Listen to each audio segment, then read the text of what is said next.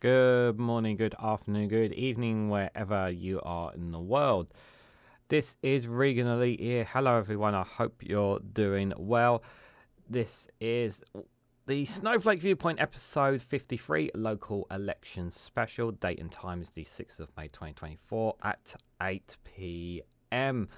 UK time. How are you all doing? I hope you had a good weekend. It's been a long weekend for me. It's still technically for here in the UK. It's a bank holiday Monday as well, so not sure if we'll have same numbers that we normally have, but we'll see. We'll see how it goes. Today we're going to be looking at in full detail in the local elections. We're going to look at some of. We're going to be reading a piece from the Financial Times. We're going to be looking at the numbers in detail from a great piece by The Guardian breaking it all down for us as well. We're also going to be looking at recent comments that Rishi Sunak has made. We're also going to hear from the Wicked Witch of the West, known as Suella Braverman, as well. We'll hear what she has to say. A piece also from Bloomberg. And we'll also hear from a very importantly from Larry and Paul on the local elections. Obviously, they will obviously have a very important broken news coverage that we will be checking out at some point as well. So just those kings. We're also dual streaming here on YouTube and on twitch.tv. So if you're on either one of those, it'd be great for you to see us. Also, just as a quick reminder, as people are just coming in as well, there is an exclusive video that's dropped on the Facebook page today. So if you have Facebook, be sure to follow me at REGANELITE on there, and you can check out that exclusive video on there. There'll be 2 a day dropping on there. My content on Patreon and Rumble has dropped from 3 to 2 in order to allow me to alleviate content on there. So, and obviously short videos are now dropping on there every 6 hours. Same with TikTok. Same here on YouTube as well. So if anybody has Facebook, bring any traffic that way, it'd be greatly appreciated, you guys. So today's live YouTube poll chat is: when will we finally have a general election? So we've had 12 votes so far. 8% think it's going to be in the summer. No one thinks it's going to be in the winter. 83% think it's going to be as late as Sunak can make it, which is probably going to be January 2025. And 8% is other, so I'm going to assume maybe all autumn or late spring. I'm not sure, but we'll have to wait and see on that. So let's see who we got in the chat today. Ruth is here in the chat. I'll be there, but maybe not on chat. No worries, Ruth, that's fine. It's all good. Alistair Keir is here moderating. Good to see you, buddy. Hope you're doing well. Casper Norvera is here as well. Good to see you, Casper. I hope you're doing well. Enzo the God is here as well. Good to see you, Enzo. Stephen Banker is here as well. Good to see you, Stephen. Hope you're doing well. Joe Lefty is here as well. Evening Snowflakes and Lava Lamp. We'll check on the gang in just a moment. Good to see you, Joe. Hope you're doing well. And Caffel is here as well. Good to see you, Caffel. Hope you're doing well. Jao is here, our moderator. Good to see you, buddy. Hope you're doing well. Hope you had a good weekend, buddy, as well. Mad Monk is here as well. Good to see you, Mad Monk. Hope you're doing well. Hope you had a good weekend as well. Has there got anybody else? Ben Shaw is here as well. Good to see you, Ben. Hope you're doing well. Anybody else who's popping in who hasn't said hello, good to see you. Oh, Jeannie Bottles just popped up there. Good to see you, Jeannie. Hope you're doing well. Anybody else? And number 3 there, Super Tiny 808. Both you guys just come in just at the bottom there. Good to see you guys. Hope you're doing well. The gang is here. I thought Ollie would be a lot happier about the results, but the real reason Ollie's not happy, guys, is Ollie expected more numbers for the Greens, which we'll get into, unfortunately. So that's the reason why Ollie's upset. Ollie's happy about what happened with the Conservatives, but Ollie wanted more Green numbers. But I don't think, Ollie should be too upset, if I'm honest, guys. This live stream could go as long as 2 hours today, guys. I'm not kidding. Because this is how much this is how fascinated I am. I'm really looking forward to looking into this. So let's dive into it, guys. So the first piece we're going to be looking at is from The Guardian here. The local elections, the full mayoral and council results has obviously all been done, verified now. It's all in the bag, pretty much, the full mayoral and council results in England. So here we are in terms of the late 107 out of 107 councils have been declared. The councillor changes. So the Conservatives, how did they do today? How did they do, guys, in the local elections, in the councillor changes? Not so good. Minus 397 that they've lost from there, down to 515. Labour plus for 232, now 1,158. Lib Dems had a great night as well, plus 98. up to now 522, more seats than the Conservatives. More seats than the Conservatives. That's quite an achievement for the Lib Dems. You can paint all the other circumstances, but still, they can brag and they can say that we have more than the current government. That speaks massive volumes. Good night also for the Greens, plus 64, 181 councillor plus difference there. Not as maybe some people might have hoped maybe a bit more, but still, it's still a very good number for the Greens, still behind the Lib Dems and long behind Labour there, obviously. And others, obviously, independents, minus 23 and 289 there. So we'll look at the council ones in numbers in shortly, but still, just looking at that graph, it's really highly embarrassing. And unfortunately, it was expected that they would get trounced. Some reports were saying it wasn't going to be as bad as 500, but that's the case. So it has been, it is gone over that. It is pretty bad. Just here is another one on the council's control changes here. So you can see they've lost 10 councils that they were in control of, the Conservatives. 10 they've lost out of control. Labour have gained 8 in control now, and Lib Dems have gained +2 there in terms of numbers. No change for independents or other or Greens there, so no real changes there. Just before I go any further, Alistair Keir with... Oh, why is it not? With a £5 super chat saying, Labour didn't get as much as they thought. My thinking is going to be a hung parliament, maybe as small parties get more votes, just my opinion. I'm still holding my breath for a hung parliament, if I'm honest, Alistair Keir as well. But were they expecting more? I don't know if they were expecting more. That's a tough one to read, if I'm honest. But thank you so much for the £5 super chat, buddy.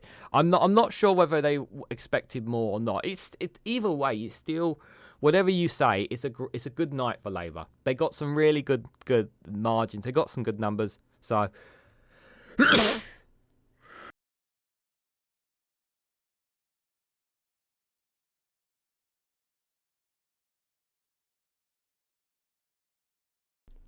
They got some good numbers, so damn it, no hand sanitizer. Apologies, guys.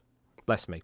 Hi, David King. Good to see you there. My apologies, but just going back to numbers, they still got really good numbers. They gained another London mayoral seat. They gained more council-controlled seats. They gained loads of council seats. Some people may expect more or less, but it's still a win to Labour. It is a massive win to Labour. But yeah, we could always argue about whether there'd be more or less anyway. But yeah, apologies for sneezing, guys. I wasn't expecting that.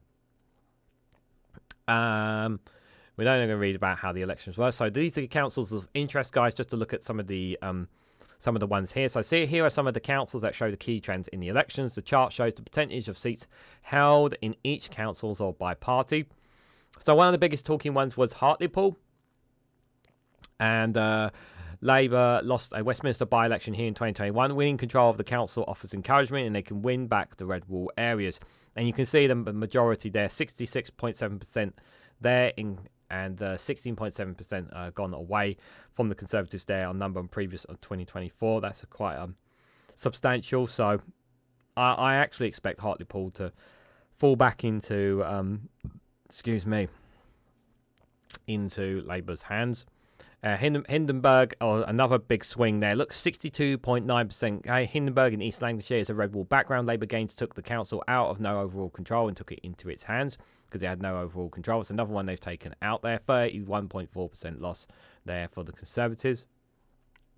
Another one there. Conservatives losing control there in northeast Lincolnshire. The Conservatives lost 2/3 of the seats that were defended here. This council, which includes Grimsby, was traditionally Labour but was held by the Conservatives in recent years. Obviously, that was regarding immigration, Brexit, that kind of stuff.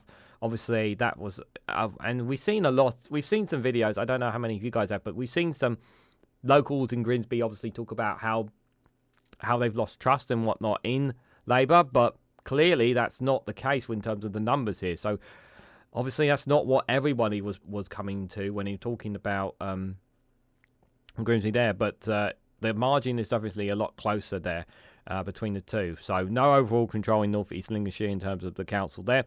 Newington and Bedworth, Labour gained direct control of it out of the Conservatives. Newington is traditionally a bellwether constituency in general elections, so Labour gains here will give them confidence in the general election.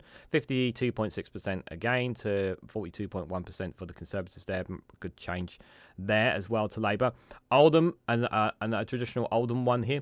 Labour had lost a small majority here. The area has a large Muslim population, and local Labour leaders concede the party's stance on Gaza may have been a factor. So we got a piece on that we're going to be talking about from The Guardian that we'll talk more about a bit later on here. But yeah, they've lost overall control, but they still have 45% there. A rise in independence and Lib Dems there, obviously over the Gaza situation, which again we will talk about, guys.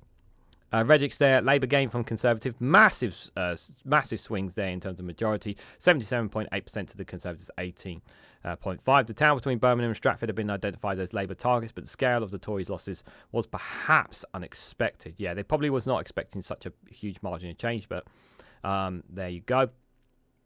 Rushmore, Labour gain from the Conservatives there, 53.8% to Conservatives, 38.5%. This area covered Falmouthshire and Aldershot in Hampshire is a Conservative heartland, so losing this to Labour will set off alarm bells at Tory HQ. That's very concerning, but even if it's a Conservative heartland, there's still a chance it can swing back in the Conservatives' place when it comes to the general election. Obviously, it's a lot easier to campaign in these Conservative heartland seats in local elections. It's a lot harder in the general election where they need to target key specific seats. And is this one that's going to be that Labour are going to be targeting specifically? I'm not 100% sure, but we'll obviously have to wait and see come the general election what that's going to be like. While in Hatfield here, the Conservatives face a dismal result here in Hertfordshire, losing 10 seats. Labour was the biggest beneficiary and now has most seats on the council. No overall control, but no overall control in any of them. So it's a very mixed one there, but Labour have the majority, Lib Dems the second most, and the Conservatives third there. So a lot of cooperation if they want to do what's best for Welling Hatfield there. So they are some of the gains we have there.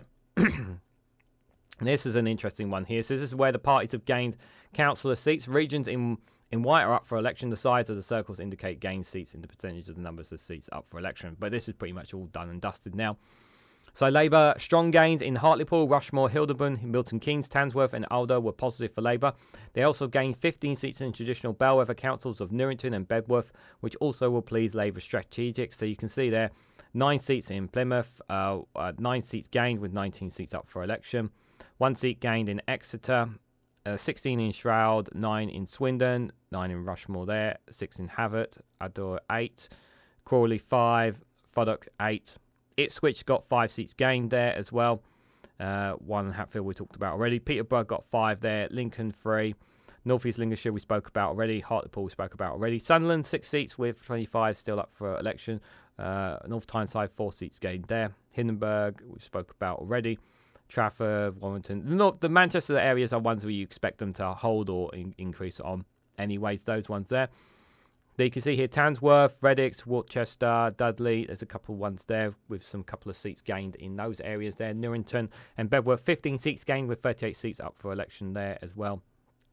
So that's the Labour one there. So a lot of gains as you can see there. Now, obviously, if you look on the next one, they're on the right next to it, the Conservatives, not a lot of blue.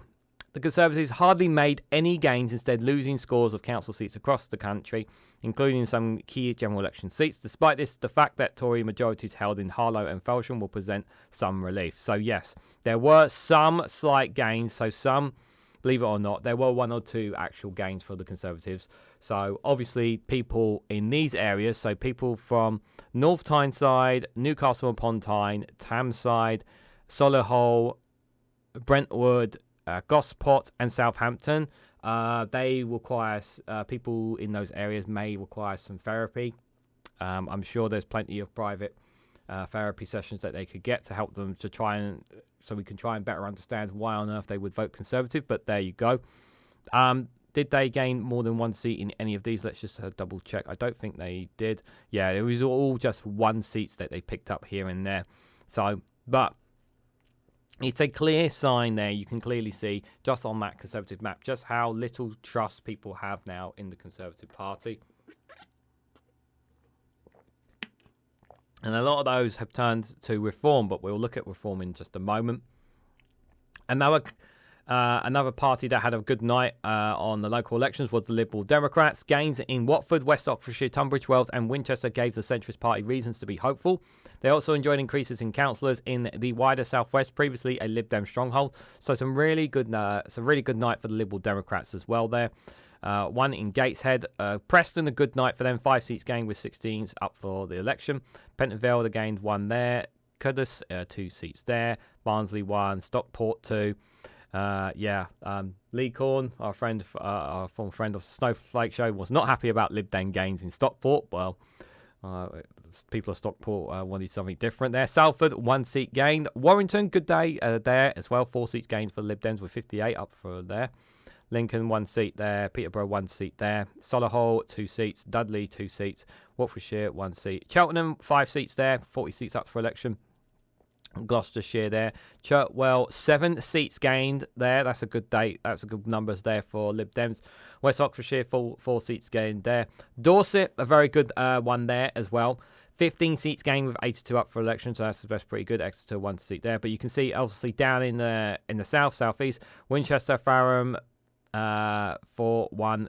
Portsmouth, they gained 1 as well. It'd be nice if Portsmouth could oust Penny Mordaunt from that area. It'd be very nice if that's the case. But you can see some good numbers there.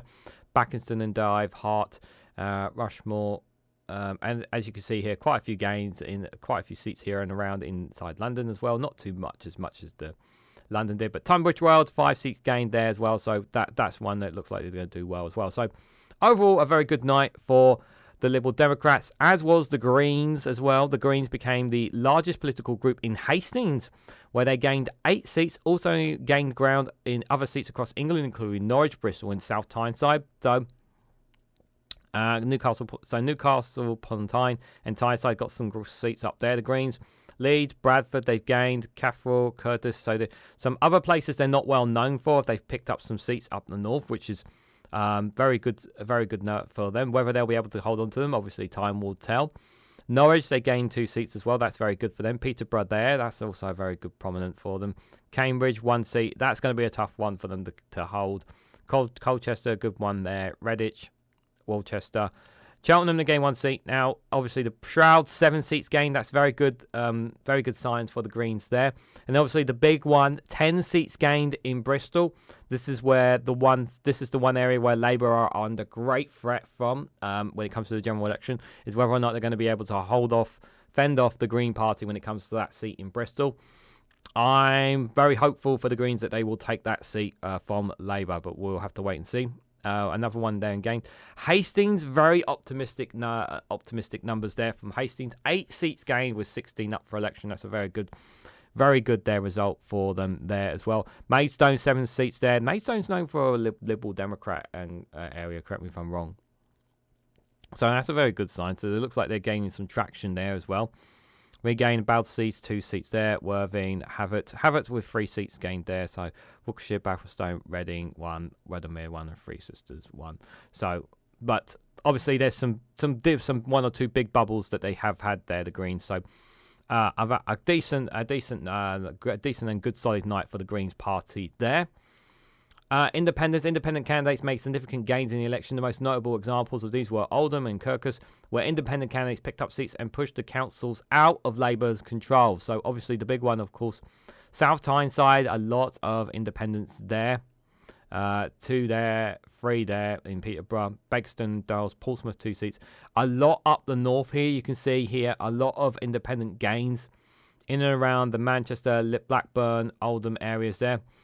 And imagine some of these are Muslim areas as well, which again we will talk about in the piece coming up from another piece from The Guardian that we'll look up. But you can see some of the independents had some good gains in those areas there.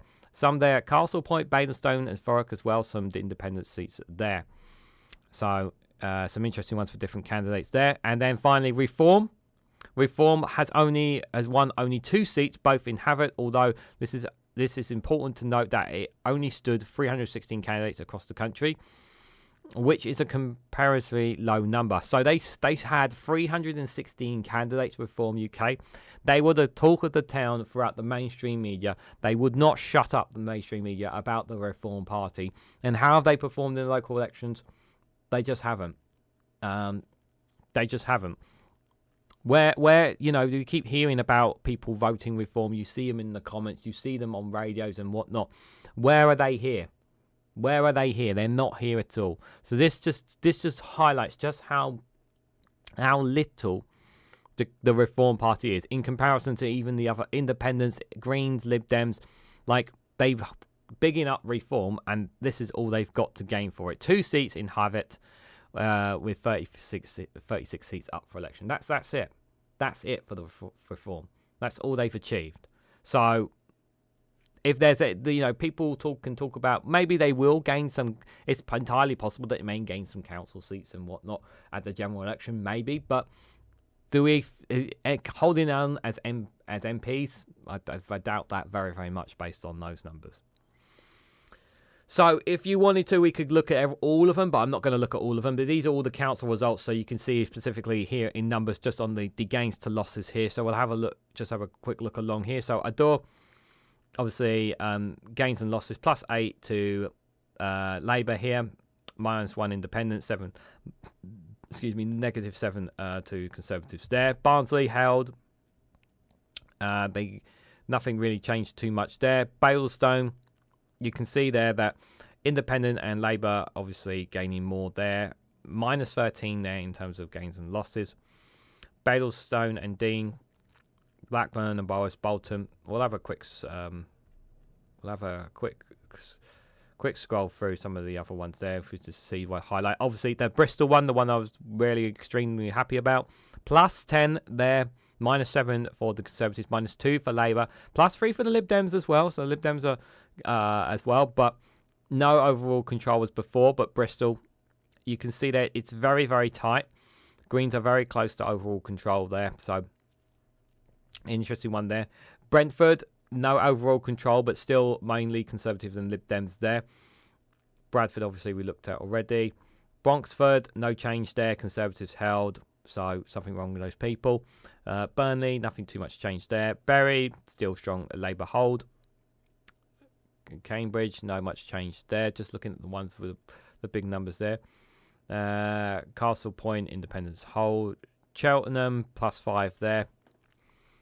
Evening Wolfpack, good to see you there, buddy. Just seen Alice 1, good to see you there. Hopefully I haven't missed anyone in the chat. Simon says 55, good to see you there, buddy, as well. I'll come to you guys in the chat after we just have a quick look at these ones here, and then we'll look at the mayoral numbers. Colchester is a mixed bag there, we can see in there. Dorset, but pretty straight shot between Lib Dems and the Conservatives there. Eastern, Liberal Democrats hold there. Just have a quick scroll down. No change in Howden. Harlow, straight shootout between Conservatives, Lib Dem there. Obviously, the Hartlepool one there, you can see +7 to -6 swing there from the Conservatives. Hastings there, interesting there, you can see it there, the numbers there. So Labour did get some gains there as well. And Reform did have a council there, but they've lost that there. And obviously have it there, you can see it's a mixed one there. Conservatives lost a lot of ground. Labour, Lib Dems, Greens, Reform all gained some seats there and have it. Hall between the Liberals and Labour there. We'll scroll down a little bit more. Just see if anyone stand out, guys. Just shout out in the comments. We'll have a quick look. North Hertfordshire, Peterborough. Yeah, quite a lot. Obviously, there's quite a lot to look at there. But those are all the ones there. St Albans, Solihull, Sheffield. No change much in Southampton. Stockport, +2 to Lib Dems, -2 Labour. Shrouds, +7 for the Greens, +16 for the Labour. It's a good day for both Greens and Labour there. -12 for the Conservatives there. Swindon, increased gain there for Labour there. -8 for the Conservatives. Sunderland, +6 for Labour there. Reform again, nobody's really bothering about them. A -1 again, not enough seats. Another Tamsworth, obviously another control one that they gain control of there. Obviously, Trafford, obviously that's Labour hold. Wakefield, Labour hold. Conservatives hold Walsall. Labour did gain a little bit, but not really enough there. Warrington, +6 there for Labour. Watford, Lib Dem, still getting a little bit more there. People not so sure about Labour in that area from the looks from those numbers there. Wigan, major Labour area. Winchester, major Lib Dem. Working Lib Dem. Workington, bit of a mixed one there. And Rochester there, interesting numbers there, but those are all those ones there, if any of the numbers there. Oh, what's going on? Oh, what's happened? Right, let's just make sure I don't lose track of where I am.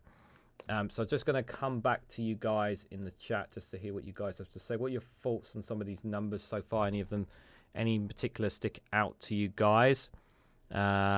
Just remember, guys, in the live YouTube chat poll, I was asking when we will finally have an election. Make sure you cast your votes on that if you haven't already. When will we finally have a general election? In the live YouTube chat poll, 4% of you think it's summer, 9% think of you as winter, 83% is going to be as late as Sunak can make it, 4% says other, comment below, 23 of you cast your votes so far. Did the Tories not get beat by a guy with a bucket on his head? Unfortunately, not David King, but we will look at the London mayoral race in just a moment. But the man with the bin on his head did actually have a very good night, and good night because he beat someone better than the Conservatives, believe it or not. Watching Bristol City Council meetings are wonderful for insomnia, says Jeannie Bottle. No, that's good. That's good. TAT would be good for all of England if they changed the PR, but Labour have been saying TAT since 97 under Blair. We do need proportional representation without a shadow of a doubt. Out of disproportionately reporting on MSN for these kinds of things, says Alice 1. Imagine how Westminster would be if England had PR voting, says Stephen Banker. Jeannie Bolt says maybe Greens will get some media interviews and pundits on shows now.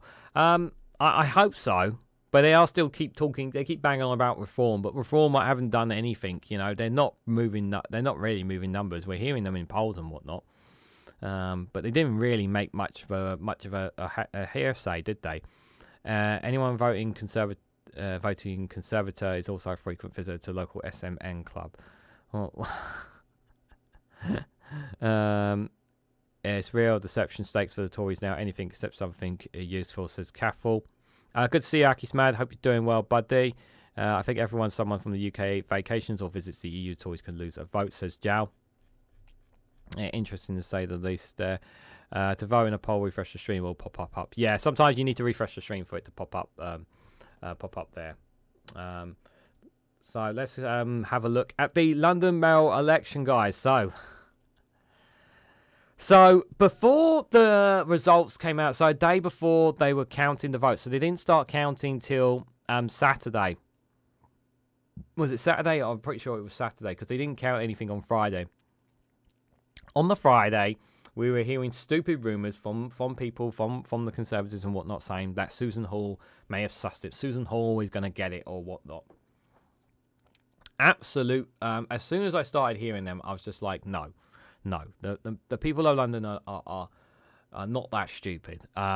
Like Susan, like I said before this, I said if the Conservatives had a competent candidate, they could have nicked this. They generally could have taken this, even with the 46.8% swing to calm, because, it was Saturday they started to count. Yeah, that's right. Yeah, Saturday they started to count. They didn't count at all on Friday. Yeah, they didn't count at all on Friday. But on Friday they were already circulating rumours that Susan Hall had won it, even though they hadn't even started counting, which was ridiculous, absolutely ridiculous. And I generally believe that if they actually had put a competent candidate in, as someone as pathetic and stupid, and some of the comments and past tweets that this person has made, I think they generally could have had a good chance of beating Sadiq. I don't know if they would, but they would have had a really good chance at it, because we were hearing on the streets about how fed up people were of Sadiq Khan. People were fed up of Sadiq Khan. People were. But people also knew that London would not be in very good hands under someone like Susan Hall, based on what she has said there. So Sadiq Khan, for the third time, is the London mayor. I generally believe this will be the last time that he will run as London mayor. If he runs again, I will be strongly saying, no, this is wrong. He should not be running again. He, 3 terms is more than enough for him. He should not be running again. And the guy is burnt out. Obviously, if Labour come into power, obviously it will give him a lot more for him to do in London as well.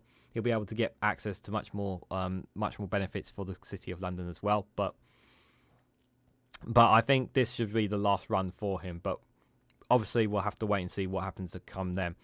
But obviously, Rob Blackie with 5.8% for the Lib Dems. He sounded completely and totally useless whenever I was hearing him talk, which was infuriating to know that he gained literally like 100 plus 100. He was like a little 70. I think it was like 70 votes off the last candidate, Zoe Garbett, 5.8% for the Greens. I voted in all 3 in London for the Green Party. I voted all my ballots behind the Greens. So to be that close to Rob Blackie, I mean, I really would have loved it if she came first, third. I really would have, but wasn't to be, unfortunately. But you can see, and then obviously some of the other percentages down there. Howard Cox, 3.2%, Nadine Campbell, Amy Gallagher. So they all got down to the 1% there. But as you can see, guys, Count Binface did get 1% of the votes. But very more importantly, you can see there he beat Britain's first Nick Sultan there, which is a very big, massive win. So obviously I'll let you guys figure out what kind of party Britain First are. But yeah, that's one victory that Count Binface has there. So Count Binface is a great. He does a lot of. He actually does quite a bit of charity work as well. So give him the credit where he's due. That man. So you can see here, obviously, the London election assemblies. In London, voters choose an assembly member for a constituency and cast another vote for London's wide-up seats. In the chart, the large number of both representatives in the total seats won, while the small number shows a change in assembly members there. So obviously, you can see there in each areas there where the Conservatives had and where the Conservatives have and lost there, but not too much. So Southwest obviously has remained Lib Dem. Illington and Harlanto, Brent and Harlow, Barnet, Camden, Enfield and Haringey, North East, City in the East, Greenwich and Lewisham there, Labour there, Lomwick and Southwest, Merton and Walsworth, but Croydon and Sutton still Conservative, Brexley and Bromley still Conservative, Havant and Redbridge still Conservative there, and City and East there. So that's that for London. Final thoughts on London. I think people, while people may not have liked Susan Hall, they do want, generally my senses is that people in London do want something different. They've had Steve Khan for a while, and he has gone through a lot. Make no mistake about that. But I think if Labour want to continue to hold power in London, I do think it's time for a new London mayor for some fresh ideas and whatnot. But don't get me wrong, Sadiq Khan's had his pros and cons, but third term, I think it's time. For him to hang it up after this last run. So some of the other regional and city mayors here as well. A new majority in the East Midlands for the Clare ward there, 181,000, 40.3% there. To Conservatives Ben Bradley there. So a new majority there to 129,000. 50,000 for Frank Allerton of the Green Party there. So good, another result there. Andy Burnham, obviously you were expecting Andy to hold there, but you can see the margin there, just in numbers, 68,000, only 68,000 for Laura Everans there. But the independent Nick Bucky, not too far, 50,000 as well. 49,000 for the Reforms Dan Baker there as well. Liverpool City region, obviously no change. Steve Rotherham, 183,000 there. No change, obviously, there. Labour's Kim McGuinness, new majority there. This one is really annoying. So, Jamie Driscoll, my God, he really did push out a hard campaign. Jamie Driscoll, for those who don't know, got kicked out of the Labour Party basically, he wasn't allowed to stand again for absolutely no bloody reason whatsoever. I'm going to say this. He was absolutely for no bloody reason whatsoever. there are some people within Labour who have been kept their positions for worse things than what James Driscoll is, because he had an interview with somebody. It's really harsh on him.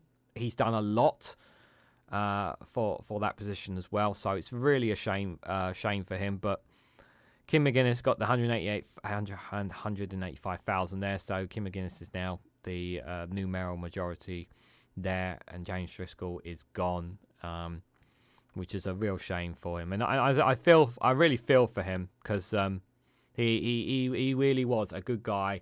You know, whenever you heard him on interviews and whatnot, you know, he said the right things. He did a lot, as a mayor, and that tells you a lot when 126,000 people voted for him. You know, that you've got a good candidate there, and that's a real shame. That's a real shame. Salford, no change there. Labour hold there. South Yorkshire, Labour hold there. No change there. Tees Valley, Ben Hodgson, 81,000 there. So the Conservatives obviously held that one to Labour's Chris McGueen with 63,000. So they hold on to the Tees Valley one. Obviously there are questions.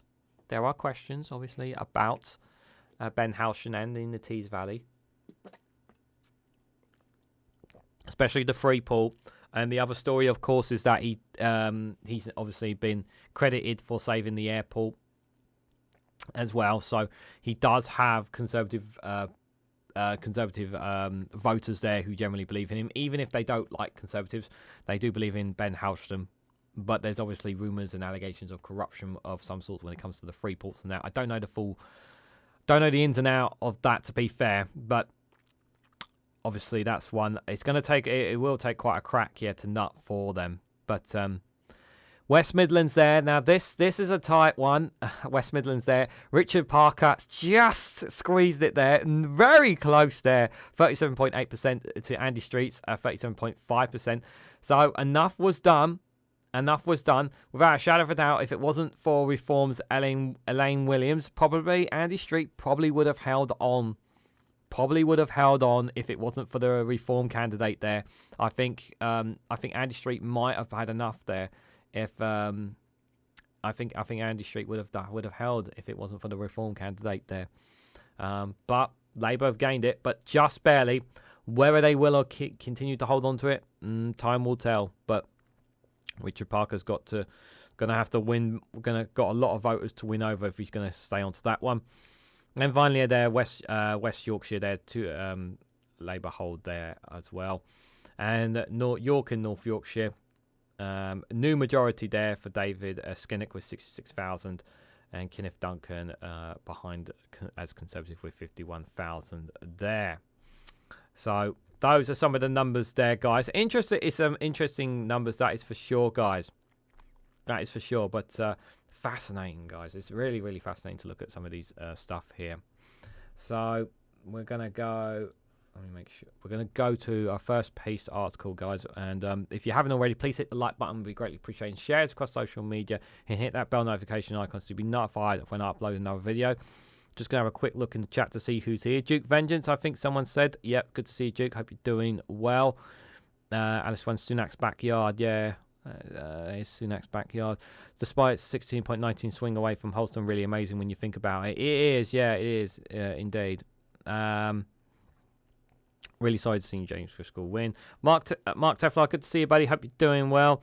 Did that guy from Britain First not start booing and made some noise when Khan won and went to give his speech? Yeah, it was absolutely disgusting. Absolutely disgusting what he did. I've seen that clip. Absolutely disgusting it was. I would vote for him if I was a UK citizen. I would have voted for James Driscoll if I could have voted for him, but unfortunately, yeah, I couldn't. I did not know Susan. Actually, some folks here in the chat told me who she was. Had to see it to believe it. Yeah, I think I've shared some clips on Snowflake Watch of some of her comments as well. It's just absolutely bonkers. They had nothing to pick from. They're through the bottom of the barrel now, Alistair Keir said. Yeah, there's obviously some places, different places here and there. They obviously, I disagree. Ollie's had a change of heart, obviously, because I think Greens had a very good night, and we can always expect better from them. Pingu has not commented on the local election. I don't know why, but Cash Dummy thinks it was a good night for the Lib Dems, which I agree. You know, but it's all about what's going to happen at the general election now. It really is. And just before we get to the next article, I just want to say thank you, Alistair Keir, for the 5 gifted memberships there. It's very nice of you. Nicholas Lindman, Welshwoman, Billy Bilson, the Sen Petri Journey, and Christian Bates have all been gifted membership. Thank you so much for those 5 gifted memberships, Alistair Keir. It's greatly appreciated. Really, really helpful. So, guys, let's look at the first piece here. This is from the Financial Times here. So, what do the local poll results tell us about the state of UK politics? Labour support was spread widely, but Downing Street grasped the national protection of a 7-point gap as a cause for hope. So, over the course of 48 agonising hours, Rishi Sunak saw his Conservative Party crushing elections across England and Wales, culminating in Andy Street's agonising narrow defeat as Tory mayor in the West Midlands. The dark outlook was summed up by the Conservative Homes Activists website, which said these elections have only confirmed that the Conservatives are heading for an electoral equivalent of a China's asteroid impact, except this time 1 or 2 dinosaurs might survive. So what do the results tell us about the state of British politics and the run-up for the next election?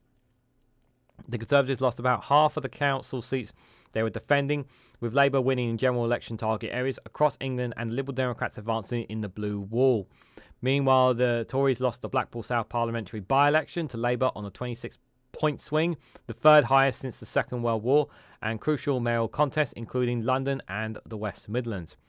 One bright spot was Lord Ben Hulston's victory as mayor of Tees Valley, but even he lost votes and campaigned with scant reference to the Conservatives or Sunak, forgetting to wear a blue rosette at his count. Yeah, so he did everything to differentiate himself and separate himself from the Conservatives in every way, shape or form, guys.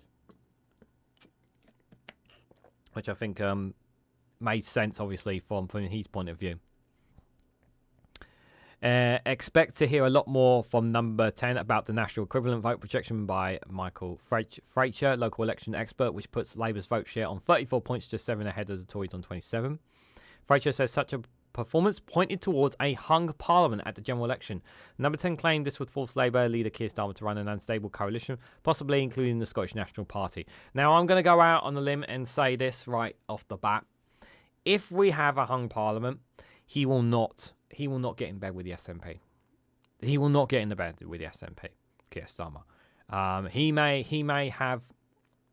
may pull together the Lib Dems and maybe the Greens to get his numbers. But I do not see Keir Starmer working something out with the Scottish National Party. I'd like him, because obviously, if he was to have any kind of coalition with the SNPs, we all know what the SNP will want, and Keir Starmer will not give the people of Scotland what they want, and that is a vote on an independence referendum. We know that. So that is very, very unlikely.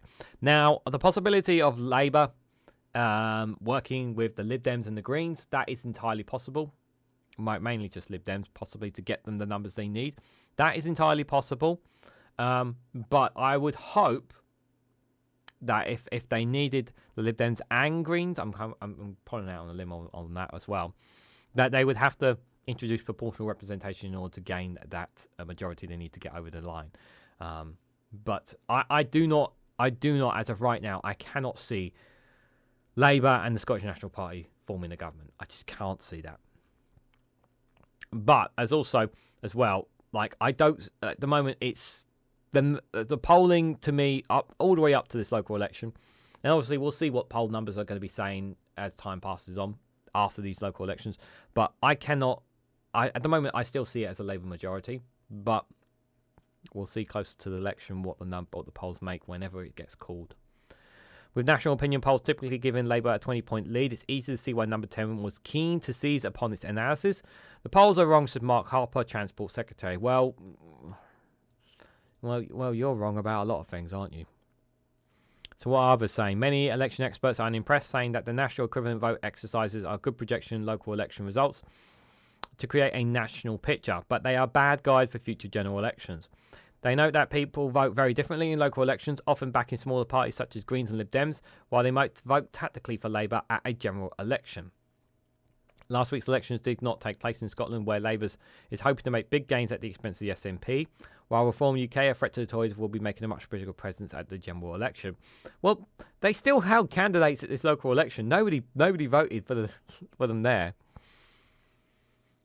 Even if its national vote share was only 34%, psychologists note that Labour support is now being distributed effectively across target areas instead of piling up in safe seats in urban areas. For example, Starmer's party won in Hartlepool, a scene of memorable Boris Johnson's by-election victory in 2021, Reddish and crucial West Midlands battleground, and Rushmore in Hampshire. The easy victory in the Blackpool South by-election was also encouraged by Labour, but Starmer's team will be trying to work out why they failed to win the key target of Harrow Council in Essex, where the Tories held on.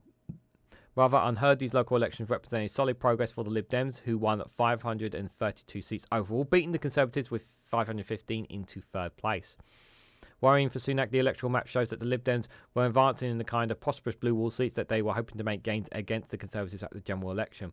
And that's exactly where the Lib Dems need to be targeted, because there are voters there for them.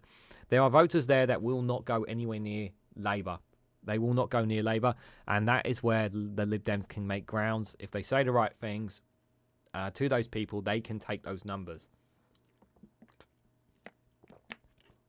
There are key number of seats in those areas, in those blue wall seats, that the Lib Dems can seize upon. That is for sure. Victories in Dorset and Tunbridge Wells confirmed that the threat posed by Sir Ed Davies' party in working a seat target in Surrey. The Lib Dems now have 24 council seats, while the Conservatives have none. Significant others. The Greens had a good election result, gaining more than 70 seats and narrowly failing to take overall control in Bristol. Yeah, they still haven't gained control of Bristol, but I'm still optimistic that they will gain it at the general election. The party could take key votes from Labour at the general election. Reform UK won 16.9% of the vote in Blackpool South, but failed narrowly to beat the Conservatives into third place, depriving the Insurrect Party of a psychological breakthrough. Elsewhere, Reform only won a handful of council seats in local elections, but it will pose a bigger threat to Sunak at the general election, where it has vowed to stand candidates against every Conservative. I mean, they will put more Labour people in power. There will be more Labour gains if Reform does run every single candidate. I think that's the thing. Labour's Gaza problem, we'll come to that in the next piece, but I'll just read what they say here. Pat McFadden, Labour's candidate chief, admitted the party's stance on Israel-Hamas war has cost support in Muslim communities. We're working to get people's supporters back, he said. The problem is manifesting in Oldham, where Labour lost control of the local councils and siding seats to independent councillors who had a run on the pro-Palestinian ticket. Obviously, that's what George Galloway obviously ran on in Rochdale. He ran on the Gaza thing. And obviously on what the locals there wanted as well, and that gave him the numbers. Obviously, there are factors behind that, while that he won it. But still, George Galloway had an opportunity, and he took it with both hands. In the West Midlands, the independent candidate Ahmed Yaqub, who came third with almost 20% of the votes after running a campaign focused on the Gaza war. Some Labour MPs feared this issue could cost them crucial votes and potentially some seats at the general election. And yes, this is why they need to address the Gaza war. It will cost them, and we'll come more to that in a moment. With many Tory MPs resigned to the general election defeat, focus is beginning to switch on what will happen to the party after polling day and what the direction might lead him. Farage is consistently rumoured to be considering a return to frontline politics and could be a significant influence over the future of right-wing politics in Britain. Now, Phil from A Different Bias has just literally put out a video about an hour or two ago stating that Nigel Farage is going to be campaigning in the US and not in the UK politics, apparently. So, whether that's actually confirmation, that I've not seen a story saying Farage is off to the US forever, but I think we'll probably go out. I'm probably going to go out on a limb and say probably not going to see Farage within Reform UK, guys. There's also chat about whether former Prime Minister Boris Johnson might try to return to the fray. No, we don't need him returning. He retains a rare popular appeal for the Tories. Inaugurally, Johnson's endorsement was welcomed by Halson and Street, who did not wish backing from Sunak. So some interesting piece there from the Financial Times. We're just going to switch over to this one here. So this obviously from The Guardian as well. So Labour working to get supporters back after losing votes over the Gaza stance. Analysis shows that almost 18% drop in the party's vote in votes of area of England where more than a fifth are Muslim. So yes, Labour obviously, like many people, obviously they will obviously want back a ceasefire, but it's the wording, the phrasing of how it comes across is really important. Obviously, how they started themselves off. Obviously, that interview with Nick Ferrari and LBC that Keir Starmer had right at the start on October the 7th after that horrendous attack. That was highly embarrassing. Emma Thornberry, I think it was on Newsnight as well, defending it as well, was highly embarrassing. And while they have changed their tones, obviously, since then, it still doesn't change the fact that it hurt a lot of Muslim votes. It's easy to say, oh, Labour will be fine. This will hurt them. And this talk about Gaza with effects to it is not going to go away. And it's the exact same thing with the American election, guys. I'll probably be I don't think I'll be covering it on tomorrow's World's News Round. But obviously, if you haven't been aware, there's been obviously lots of campuses and universities and whatnot over in America, and it started happening here with those supporting giving their support for Palestine. What's happening in the war in Gaza there, and a lot of them are turning on Joe Biden, and that may cost Joe Biden in the US election. Obviously, we don't know the outcome of the Trump trial, of course, but that can still significantly hurt Joe Biden. Well, obviously, they've had that going on in Canada as well. There's also been a few in France as well. And obviously, we've had a few universities and whatnot happening here in England as well. So this is not going away, and this is going to hurt politicians if they don't start saying the right things on it. But at the same time, most of these politicians, especially here in the West, are just too tied into Israel as well. So, yeah, it's not good at all. But let's read what they have to say here. So a senior Labour official has insisted that the party wants better lives for Palestinian people. It's prepared to shift its campaign to win back voters in opposing its position in Gaza. So Pak Mavan, the party's national election coordinator, said it would work to get people's supporters back, as the analysis showed that despite huge gains in council seats, seizing the West Midlands majority and Sadiq Khan, the Muslim mayor of London winning a third term, was an almost 18% drop in the Labour vote in areas of England where more than a fifth of people identify as Muslim. After analysis of 930 wards by Professor Will Jennings, the University of Southampton, showed that the scale of the protest vote over Labour's support for Israel over Gaza at the time when the party took to call for a ceasefire, McFadden told the BBC Sunday Laura Queensberg that the situation in the Middle East was a high foreign policy priority for Labour, adding, the better lives that people want for Palestinian people is something that Labour leadership shares. As the party digests the results, it saw declines in the Labour vote in parts of Oldham, Bolton and elsewhere in Newcastle. Ali Majer, the chair of the Labour Muslim Network, warned of pain in the hearts and the feelings of betrayal within the Muslim community. We are now seeing the electoral consequences of that, Milani said, and if I was a Labour MP in Bradford or Birmingham or Leicester or parts of London or Manchester, I would be seriously concerned. Labour's candidate for the West Midlands Mayor, Richard Parker, just only beat the Conservative incumbent. Andy Street partly became an independent candidate. Amin Khan won nearly 43,000 votes after a campaign focused on Gaza. Seating vote share from Labour, if Jacob had received just over 1,500 more votes, Parker would have lost. But Jennings urged caution in mapping the swings on to a general election. What this highlights is certainly that Labour is in an uncomfortable position on Gaza, he said, and it's not just Muslim voters. But in a general election, when we're looking at anti-incumbent moods, there will be fewer, smaller parties and independents. We shouldn't expect the pattern to be repeated.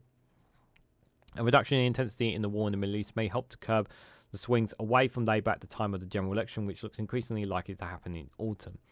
There are 20 constituencies in the UK with more than 30% Muslim electorate. According to analysis by the University of Essex, all of them elect a Labour MP at the 2019 general election, and an 18% drop in Labour vote in several of these would still not be enough to let in a rival party.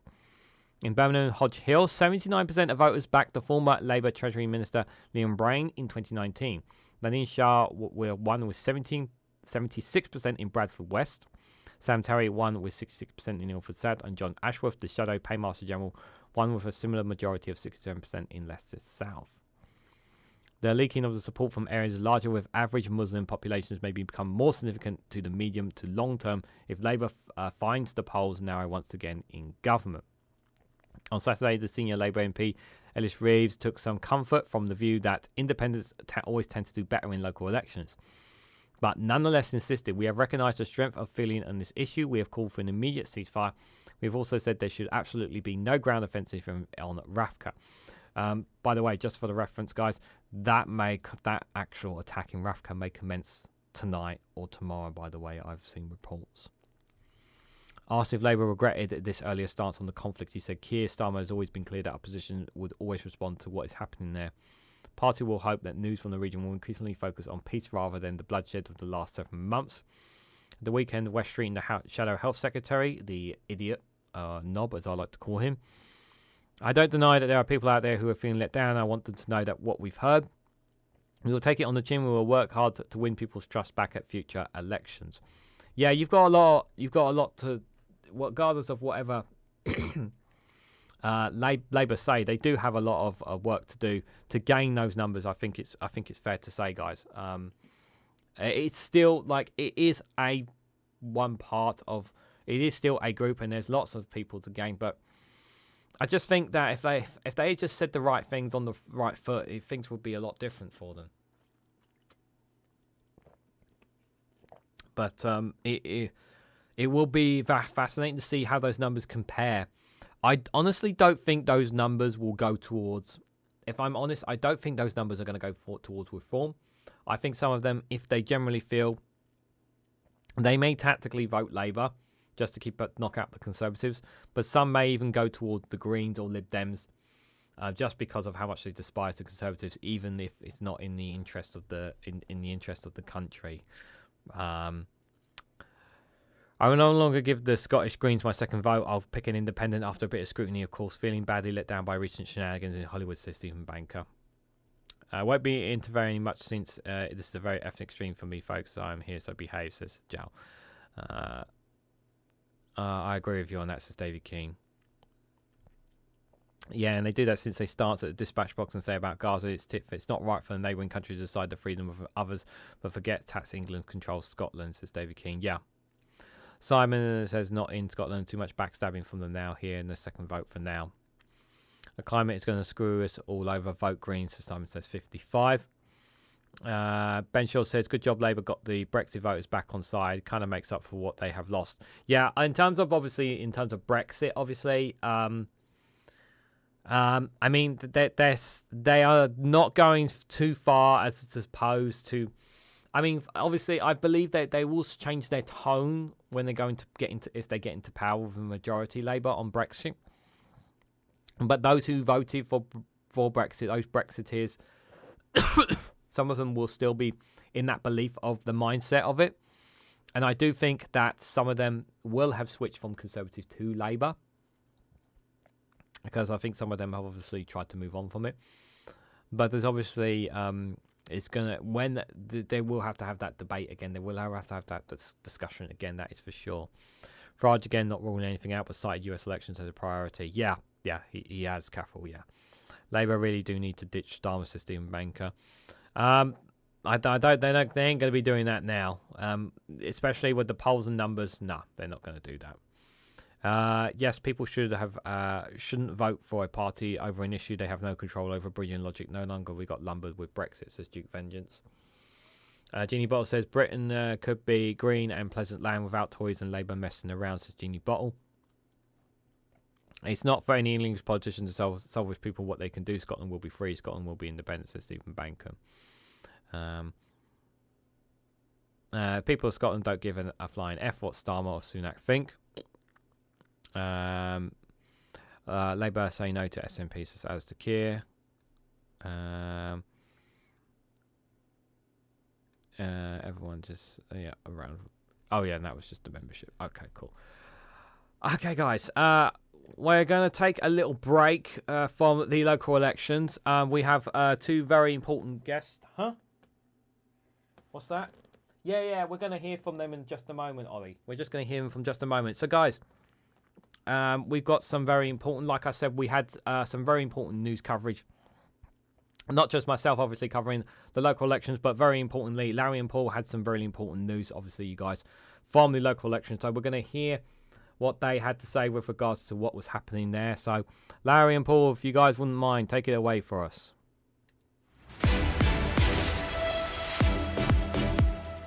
Welcome to Broken News. In the wake of the latest election results, senior Conservatives say it's time something is done about people who vote against them. They argue it's unsustainable and undemocratic to have the electorate vote for other parties. Our reporter has more. Despite their best efforts and incredible work making Britain what it is today, the success of the Tory party hasn't been reflected at the ballot box. Now, senior members of the party say it might be time to think outside of that box. They say people voting for other parties is simply making it too difficult to get things done. And they've put forward a new plan. Under the proposals, the judiciary will become part of the Tory party. And any judges who attempt to stick with what the party calls the archaic and outdated idea of a universal rule of law will be branded enemies of the people. These proposals also include what they call minor changes, like scrapping trade unions, personal freedoms and all other political parties in order to protect democracy. Well, in the last few moments, we've been speaking to Tory grandee and mastermind of these proposals, Lord Sir Edwin Beaufort, to get his thoughts.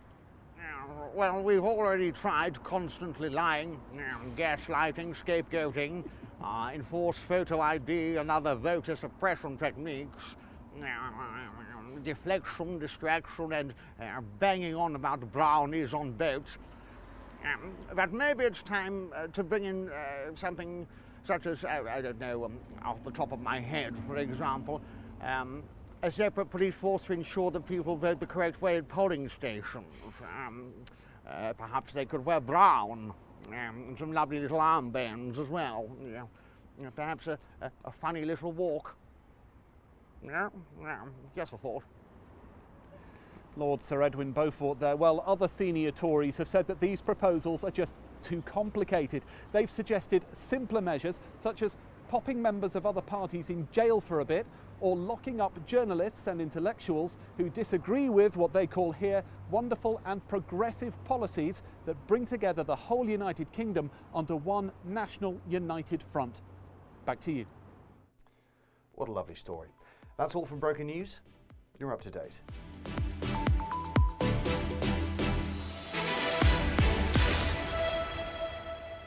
Thank you to the Broken News team of Larry and Paul. Make sure you check out their YouTube channel, Larry and Paul. Hit the like button, share their videos, all that good stuff, guys. Very fascinating stuff.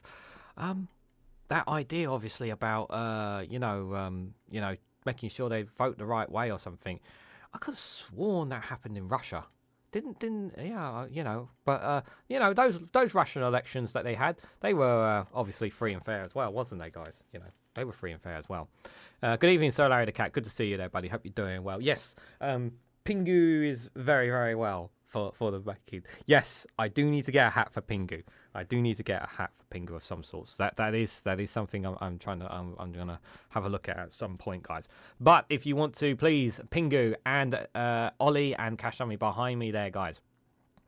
One of the ways you can support me and support the gang here is by becoming a YouTube member for as little as 99p. Being a YouTube member allows me to continue the work that I do here. It financially supports me, and it makes a massive difference to this. I don't just do content here for this channel, guys, now. I now do content on Rumble. I do content on Patreon. And obviously, we are dual streaming here on twitch.tv, as well as on TikTok, and now I have a Facebook page, and all this is to obviously bring news to you guys as much as I possibly can from the UK and also in parts around the world, such as giving you short videos every 6 hours 24/7 as well.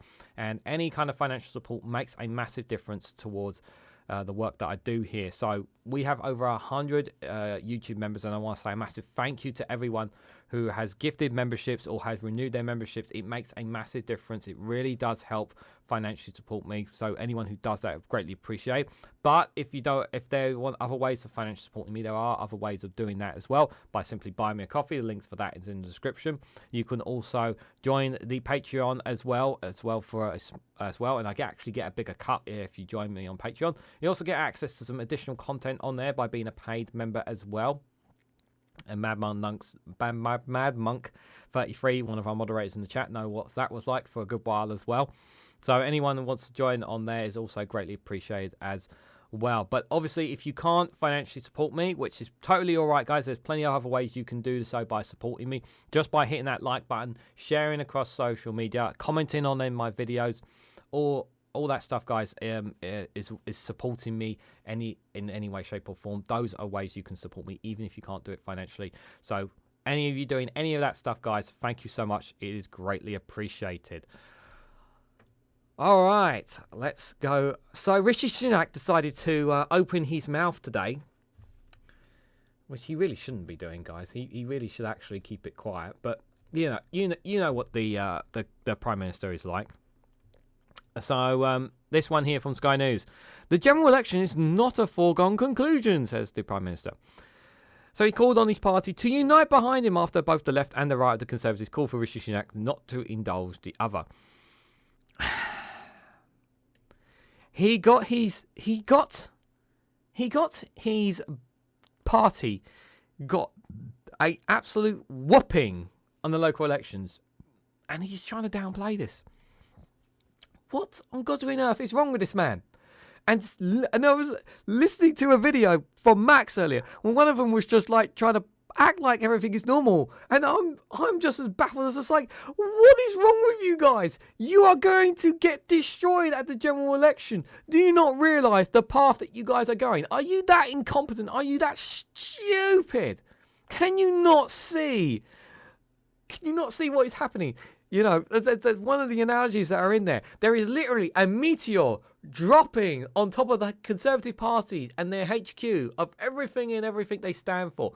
It is coming, and there is nothing to stop that meteor coming their way. But they just won't accept that this meteor is going to drop on them and destroy everything about them. They just don't see it. They just don't see the meteor coming. It's like these lot with the Brexit ordeal, guys. There's a giant fat white elephant in the Houses of Parliament standing here making lots and lots of noise when everything else is going wrong here with regards to Brexit, related to Brexit. But no one will talk about that elephant. It's crazy. It's absolutely crazy. This guy is worse, in my opinion, than Liz Truss. She crashed the economy, yes, but at least she knew intentionally what she was doing. This guy is just in complete and total denial of reality. The results of the next general election are not a foregone conclusion, according to Rishi Sunak, after his party's slate of defeats in the local elections. The Prime Minister speaking off the back of analysis of the results conducted by Sky News, which indicate the country was heading towards a hung parliament. Again, let's wait and see what the polls say on that. I'm still sceptical about a hung parliament. This projection, however, does not account for Labour now being the most popular party in Scotland, nor does it recognise that people are less likely to vote for an independent or small party in Westminster elections when compared to council seats. Again, this is the thing. Like, you're talking about a hung parliament when we don't even know what, you know, these were only counts local elections in specific seats. This is not every single seat. So this is not the trajectory of what everyone is thinking. So, you know, let's see what the polls are saying overall from YouGov over time, rather than jumping to conclusions that we're going to a hung parliament. But I personally would like a hung parliament. I personally would want it. But I'm not also jumping on this bandwagon saying it's definitely going to happen as well. So, speaking from a charity in North London, Mr. Sunak said, while the independent analysis shows while on course this was a disappointing weekend for us.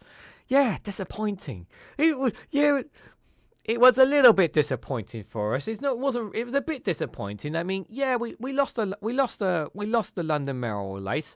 Yeah, we lost another Conservative candidate. Yeah, we only gave we gained a few council seats, but yeah, we did lose about nearly 500 seats, and the Lib Dems obviously beat us, have more councillor seats than us. But it was only a disappointing weekend for us. That's all it was. It wasn't that big of a deal.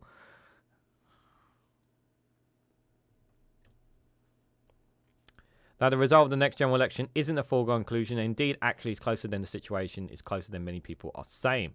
Mr. Sunak also paid tribute to almost 500 Tory councillors who were unseated over the weekend, as well as the West Midlands Mayor Andy Street. Well, obviously it's disappointing to lose Conservative councillors and a fantastic mayor for the West Midlands in Andy Street, the Prime Minister had said. Where was you not campaigning, Sunak? Were you not out there, Prime Minister, out there doing your bit for the Conservative Party? No? Oh. What? Where were you then? Answers on a postcard, please. I'm so grateful for them for their public service and all the hard work. He's so grateful that he hung them out to dry, pretty much. For my part, reflecting on it, I'm determined more than ever to demonstrate to the country that we are making progress on the areas that matter to them and we're going to deliver for them.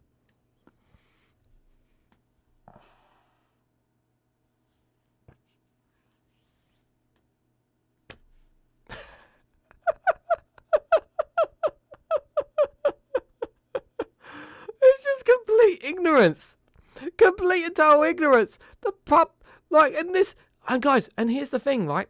We haven't even mentioned it here in this, guys. We haven't even talked about those who were turned away at the ballot box. We haven't even talked about the voter ID and the impact that it's had at this local election.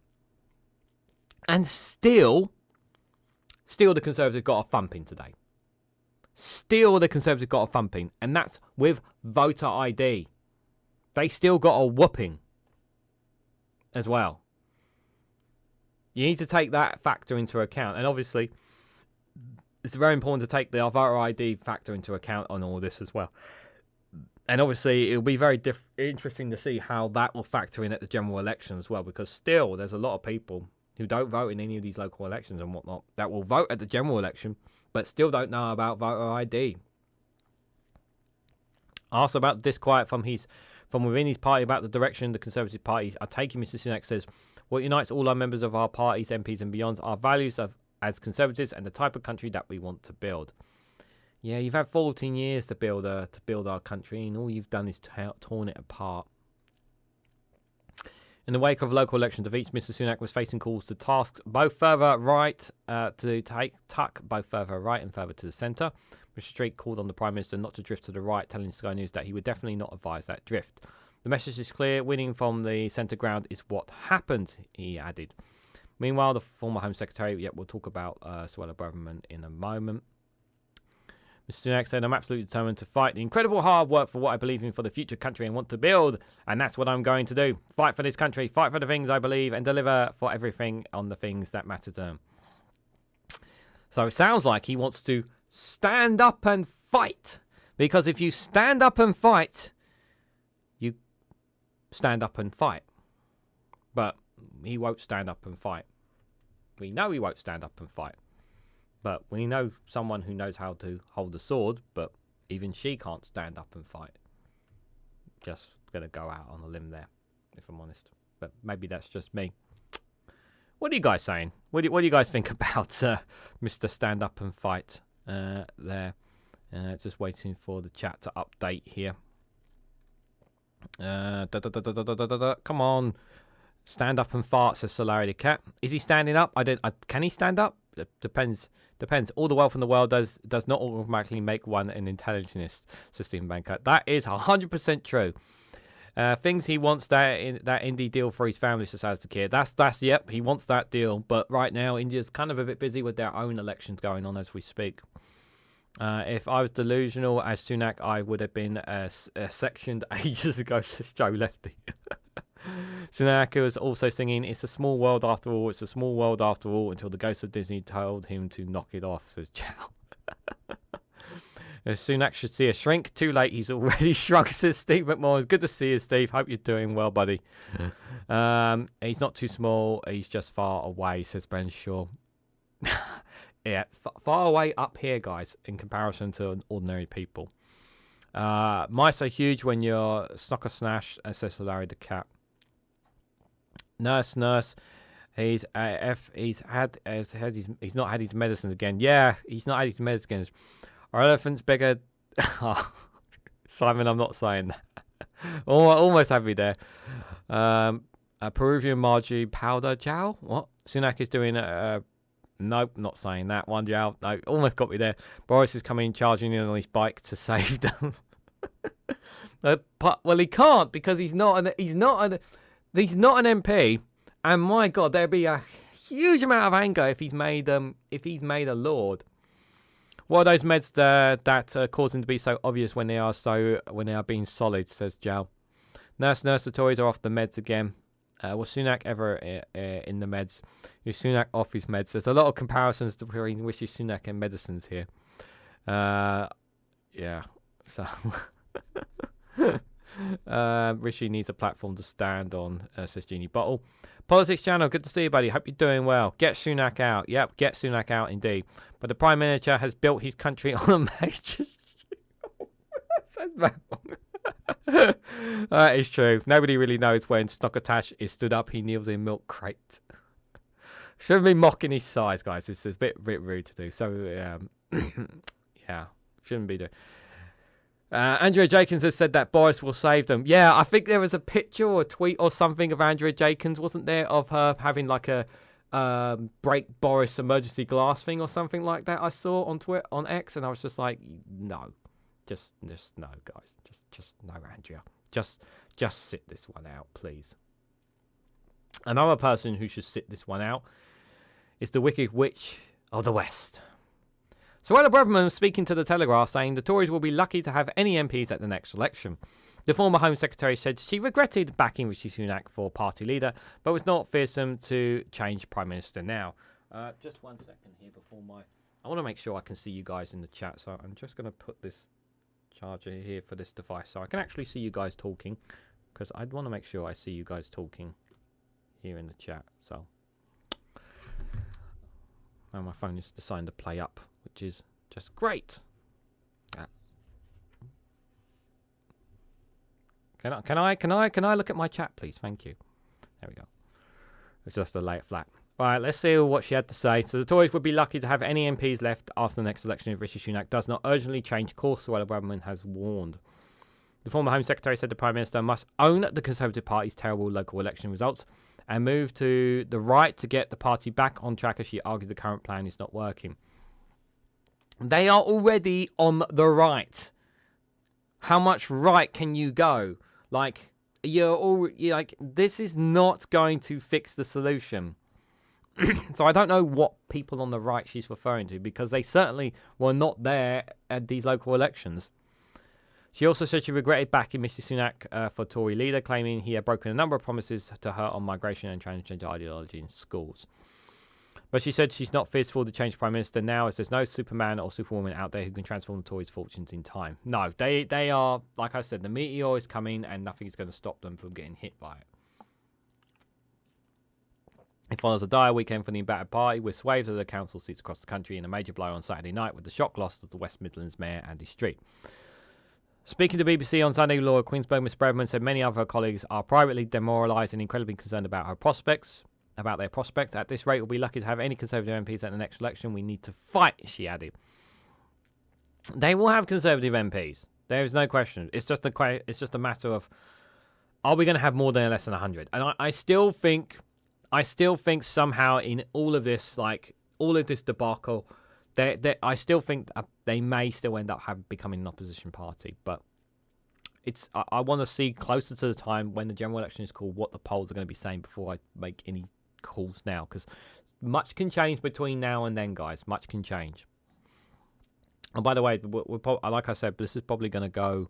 I've got a little bit more to go, so we'll still do an after chat. By the way, guys, if you want to come and join me on the Discord after, have a chat about these local election results, we'll still do that. But I said this might be as long as 2 hours, but from looking at the time, we'll see how things go. After she regretted supporting Mr. Sunak's bid for the Conservative leadership, Ms. Braverman said, honestly, yes, I do. But I had reassurances from Mr. Sunak that he was going to put a cap on legal migration. He was going to do something about the European Convention on Human Rights. He was going to fix this transgender ideology in our schools. He hasn't done that. She said Tory voters are currently on strike in protest at Mr. Sunak's policies, urging him to move towards the right with more tax cuts and a cap on illegal migration.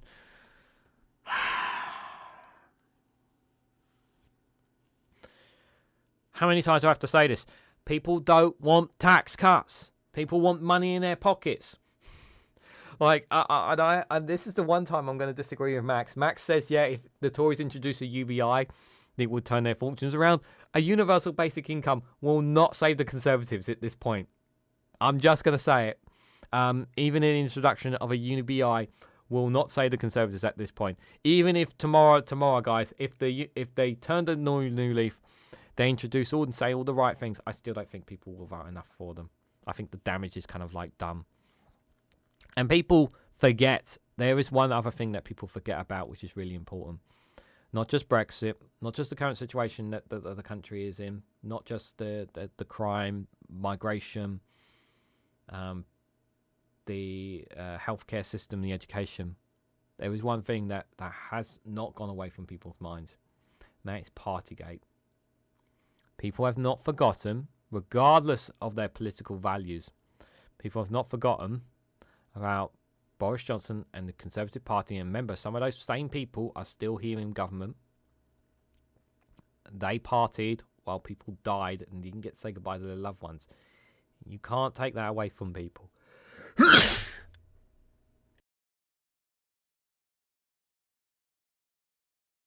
I'm on a sneeze fest tonight, guys. My apologies. I don't know what's happened to me tonight.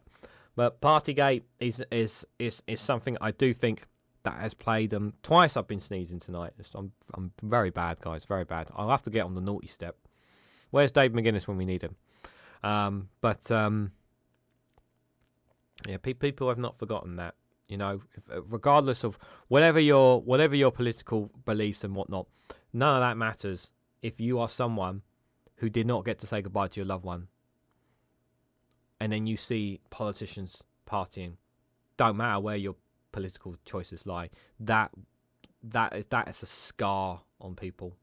That is a scar on people. And some people may have short memories, but especially if you have a loved one, that's going to sting.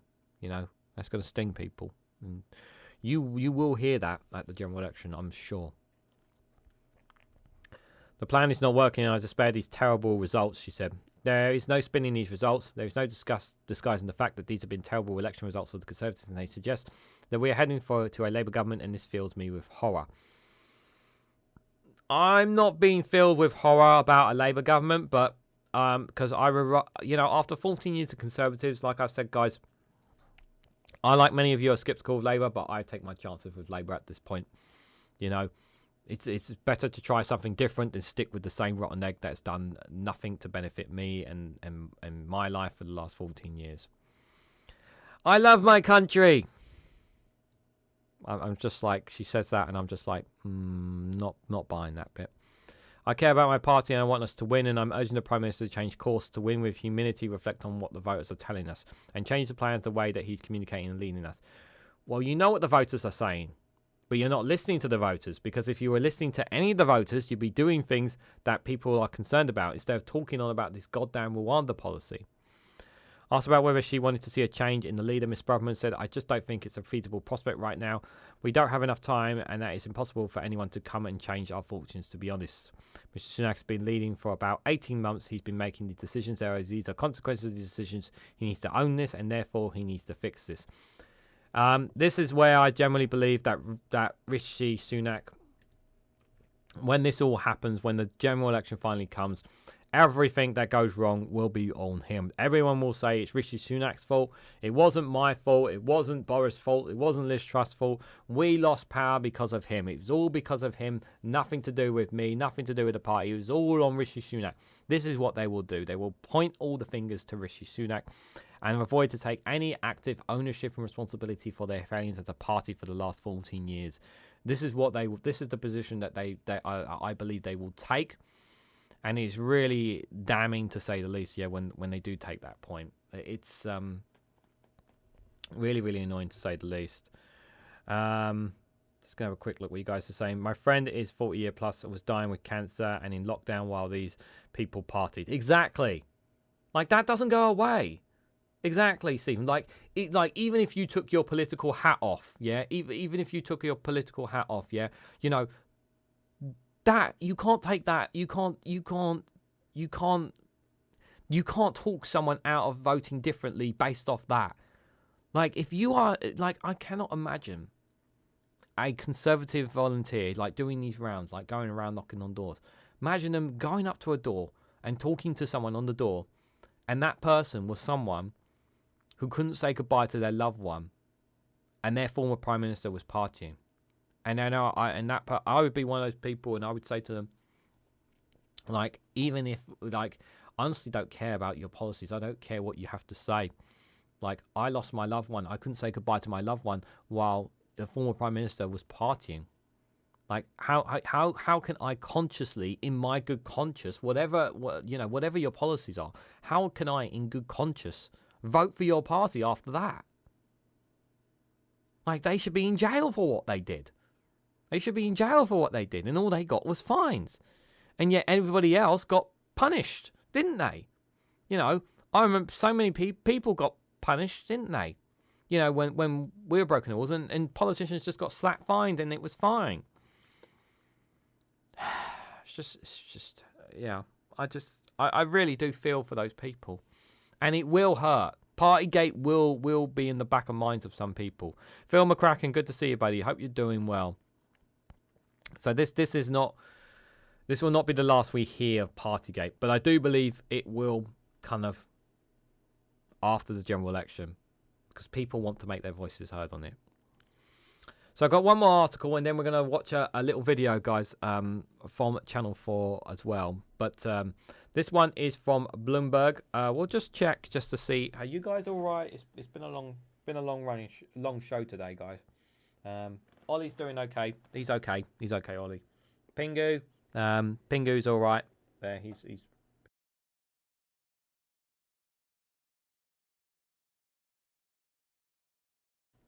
The mic has not dropped as well, guys. So, thank you guys for sticking with me all the way. Really appreciate it. If you are able to still be here, like I said, I thought we might go 2 hours, but I don't think we'll reach that point. But anyway, this last piece here, I do have another video after this, by the way.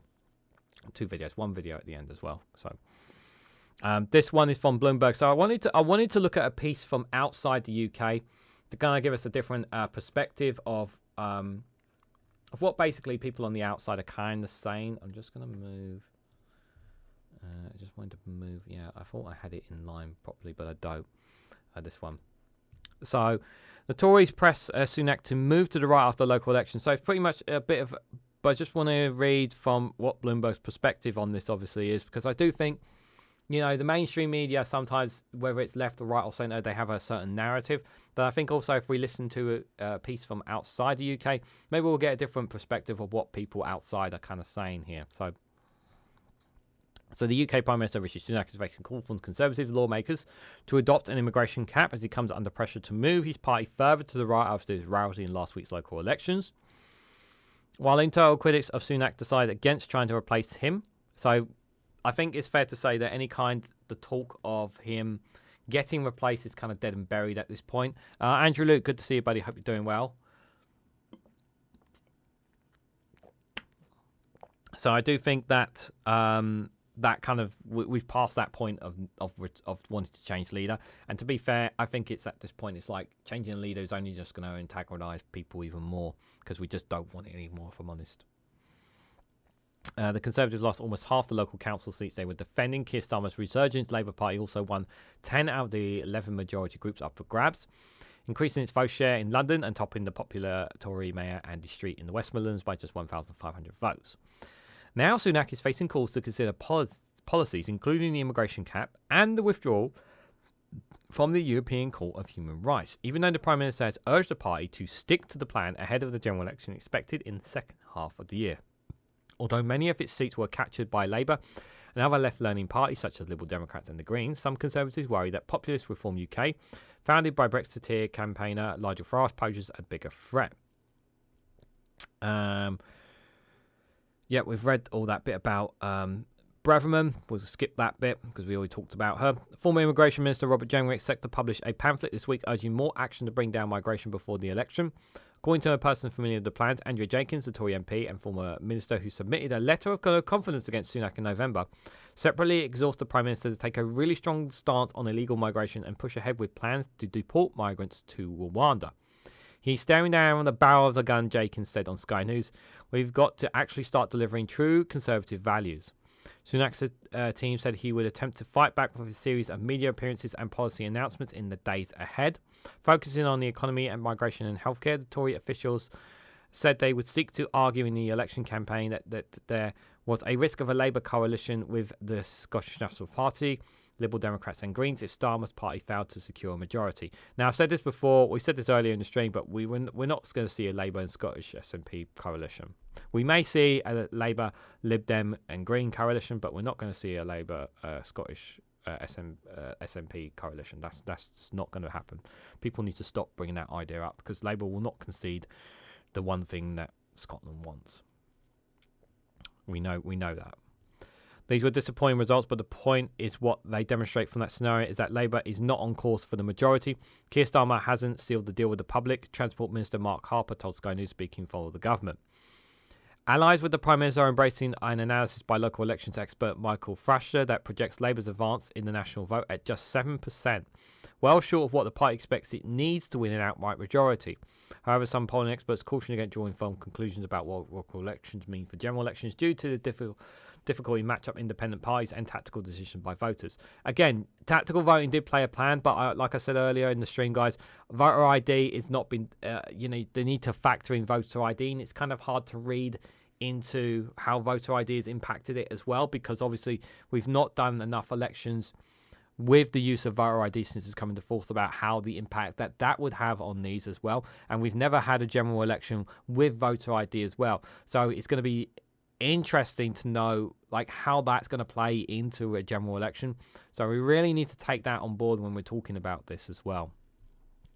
Sunak on Sunday conceded that the Conservatives was on course to lose its majority, warned that a party premiership that's popped up by other parties would be a disaster for the UK. The country doesn't need more political horse trading, but action, as Sunak told the Times newspaper. We're the only party that has a plan to deliver on the priorities of the people. You have no plan. Stop talking about a bloody plan, Sunak. You have no bloody plan. Shut up about your invisible plan. God, I'm so sick of him saying stick to a plan, work with our plan. You have no bloody plan. Shut up about your bloody plan. Oh, God. Prime Minister's been has some breathing room after internal critics called off a planned effort to dispose him after last week's vote. While the Tories lost 473 seats, remember? It avoided a wipeout after Ben Helston, the popular mayor for Tees Valley, held his seat of London opposition, was denied victory at a crucial London suburb of Harlow in Essex. The calls to move further to the right are familiar to Sunak, who has lurched between the populist and centrist rhetoric and his government rolls from crisis to crisis after a failed rebellion against his rule under policy, with some hardliner Tories deemed too weak, and he turned his focus back to the economy and tax cuts, arguing that the Conservatives' fortunes would improve as election days neared. No. Stop. In the run-up to last week's election, Sunak pledged to hold the first deportation flight to Rwanda in July and vowed to increase defence spending by 2.5% by GDP by 2030. None of this worked. None of this didn't change anything with how people felt. Like none of this had a felt. Mad Monk says, "Oh no, REGANELITE. He has a plan, Sunak. It's to increase his bank account of his friends and himself, and he has big plans. He has his big plan. He's working. Oh right, the plan is working. The plan to increase my money in my bank account is working. Yeah, that plan is working, but not the plan for ordinary people. Right. My apologies, Mad Monk. Yes, you're absolutely right. Increase his budget, of course. Policies aimed at fending off potential leadership rivals through all support of the Conservatives has only declined, with voters seeking to change after 14 years of Tory rule. Still, some Conservatives argue that the party faced the more secure future by seeking the middle ground. They point to London Mayor Sadiq Khan's decisive victory over Susan Hall, who had expressed support for the former US President Donald Trump and ran a populist campaign focused on crime and oppression in the city's low emission zones. Yeah, it just didn't work. Like, they tried these tactics. In London, and it did not work. Yeah, it looked on paper really nasty. The campaign they had was a really nasty, dirty campaign by Susan Hall's part and the campaign HQ. But people did not buy it. People did not buy what Susan Hall and the Conservatives had. Street, the Tories defeated mayoral candidates in the West Midlands. He told Sky News that he only came close to winning re-election because his campaign presented a modest, inclusive and tolerant message. This is what the Conservative Party should concentrate on, not the personal politics, he said. Yeah, the reason he held on was because of those personal politics, and that got him over the line in the end. It did get him over the line in the end. So I want to show you this piece, guys, from Channel 4 News, and it's I want to share with you guys what the Greens had to say, obviously, with regards to these election results. So this, let me make sure I get would this video be all right? Should be all right from this one. So the video is from Channel 4 News. This is from Rishi Sunak under pressure to change course after the Tory election loss. We're going to be listen to one of the Greens on regards to how they did and what they're saying on this matter, because we do want some common sense politicians talking about this stuff, guys. Not just winning. Well, the Green Party has been celebrating the election of its highest ever number of councillors in last week's votes and becoming the biggest party on both Bristol City and Hastings Borough councils. But were people putting their trust in the Greens' environmental record or protesting about the other party's stance on the war in Gaza? I put that to Carla Denyer, one of the co-leaders of the Green Party, when I spoke to her a little earlier. I think people were coming to the Green Party for a variety of reasons, including our policies on national and international issues, and certainly Gaza was one of those. It's one that voters brought up with me in the doorstep, especially in Bristol. But I don't know if I would characterise that as a protest vote. You know, voters choosing their political party depending on that party's policies would be accurately described as how democracy works. Well, one of your... I would just slightly say that I in terms of obviously the stance on Gaza is the Green Party, whatever you might think of them, and I know people do have some questions about them, right off the bat, ever since from October the 7th, they made their position very clear about where they standed with Gaza. They have not changed their position whatsoever on it. They called for an immediate ceasefire, no ringing around the roses of trying to appease Israel. They wanted the guns to stop. They wanted things just calm down and tensions and whatnot. We had both the Conservatives and the Labour Party both sitting on the fence trying to appease Israel in all of this. And the SNPs were also very clear on their position as well over this Gaza situation as well. So that just in terms of that. So obviously, it is entire. And I don't rule out the fact that some people probably chose to vote for Greens instead of Labour because of their position on Gaza. Because, like we said, we do know that many people turned their backs and went to independents, Lib Dems, Greens, and whatnot over the situation in Gaza. But it's down to the Greens to win those voters over again on other matters if they want to continue to hold those voters on board. Your new councillors in Leeds, Mothin Ali, declared his victory was a win for the people of Gaza. What did you make of that? I'm not acquainted with Mothin personally. I know that that's something that a lot of voters have felt very passionate about, and rightly so. I wonder how well you vetted some of your councillors, because Mothin Ali, the new Leeds councillor, for example, not long after the Hamas attacks, he suggested that the Israelis were white supremacists. He also called a rabbi a creep, a kind of animal, and a lowlife because he served in the Israel Defence Forces. That rabbi subsequently was reportedly forced into hiding. And one of your Bristol councillors shared anti-Semitic material about Gaza. Are you aware of these comments? Okay, I'm not familiar with all of the details of what you're saying about the Leeds councillor, so I wouldn't be able to comment on that. But it's clear that we would never support anything that extols violence. As I say, the Green Party's consistently condemned the attacks by Hamas on the 7th of October. Well, clearly here, if this obviously highlights, and I think this is great journalism here, where it does highlight that if then questions the vetting process of the Green Party. You know, we've been talking about the vetting process of reform because they don't have a vetting process, and obviously that's obviously been a highlight, but it does obviously raise questions about the vetting process of the Green Party here, and I think this is very, very important, that if we have people saying these kind of things, are these somebody that you want to be voting for in the Green Party? So that is a cause for concern, that is for sure. Concerned by those comments then, as I've just relayed them to you? If they are as you've relayed them, then that is very concerning and not in line with Green Party values, and I will certainly make sure that those are looked into.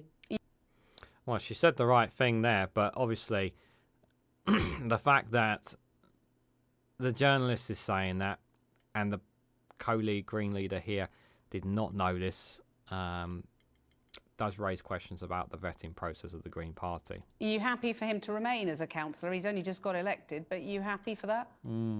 I don't think that would be appropriate for me to comment, as I don't have the full facts at hand. So you'll investigate those comments? We have a robust internal process for looking into any kind of issues with our spokespeople, so that will be followed as usual. I mean, the reason I'm asking you these questions is really because some people sort of discovering some of these facts about some of your new councillors will ask, you know, is the Green Party a responsible party of local government? Well, I think the voters believe that we're a responsible party of local government, as we've seen this large growth in the number of councillors. And even before these local elections, the Greens were in administration in over 10% of councils across England and Wales. And we've used that power to deliver the things that people really want from their local councils. Well, and the fact that some of your time in office has ended rather in tears, hasn't it? I mean, I'm thinking, for example, you got kicked out in Brighton and Hove when you ran the local authority, the council there, because, you know, rubbish piled up on the streets and there were weeds sprouting through the pavements. Old people complained they were tripping up on them. And I just wonder whether people who voted these councillors in record numbers know what they're letting themselves in for. Well, actually, several of the councils where we've seen substantial gains this time around are in places where the Greens have been in administration for a considerable amount of time. So if you take Stroud, in Stroud we've been in the administration jointly with other parties for over 10 years. And in this election this week, the Greens have made huge gains and are now the largest party on the council with 22 councillors. So I take that as an incredible vote of confidence for what Greens are getting done. Yes, of course, we lose seats in some places as well as win, and I'm certain that the Greens in Brighton and Hove are learning about, you know, what the voters want and are listening very keenly at the moment. Carla Denyer, thank you very much for joining us. Andrew Luke says the new host should be laying out the details. If this Green doesn't know, that's her job after all. Well, the Green she should know this as a co-leader. That definitely was highly embarrassing for her for not to know those things. That is for sure.